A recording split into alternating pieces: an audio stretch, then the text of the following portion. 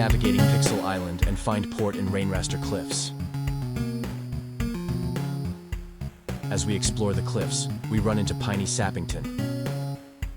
Piney invites us to play the Elf Hunt game and also hints there might be an easier way to win the game by manipulating JWT tokens.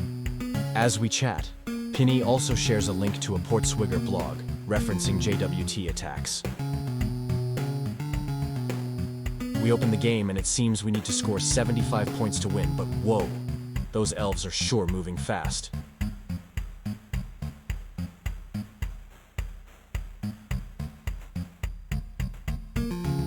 To learn more about the game, we right-click and choose Inspect to open Chrome Dev Tools. Reviewing the web requests under the Network tab, we quickly spot the challenge request, which contains JavaScript code for the game. Within this code, we identify a reference to JWT and how the game uses these, to set some parameters including one, named speed.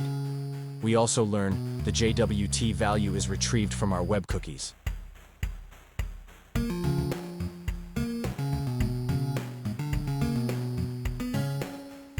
To learn more about JWT attacks, we visit the blog given as a hint.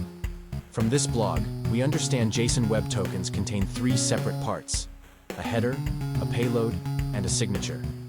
Each part is encoded in base 64. The blog also mentions one of the basic vulnerabilities exists when the JWTs do not contain a signature, allowing client-side modification. As we know, the JWT used by the game is stored in our web cookies. To review these, we move to the Application tab of the Dev console and look for cookies associated with the game.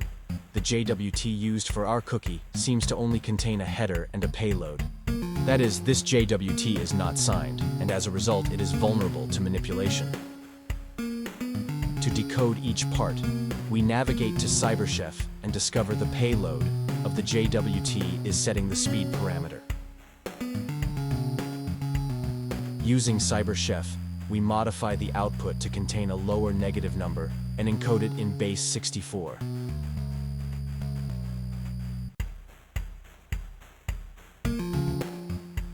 We now go back to our web console and modify the payload value in our JWT cookie.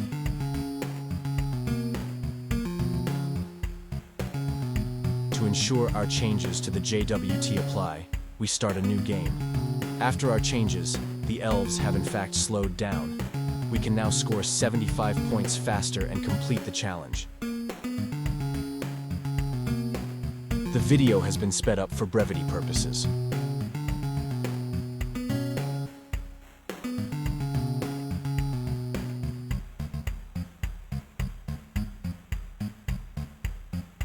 As we win the game, we are given a peek at the captain's journal.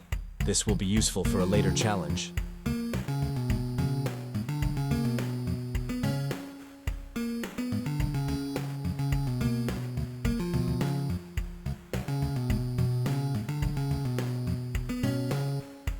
To explore a different solution to winning the game, we go back to the JavaScript code for the application and focus on a variable which seems to be tracking our score.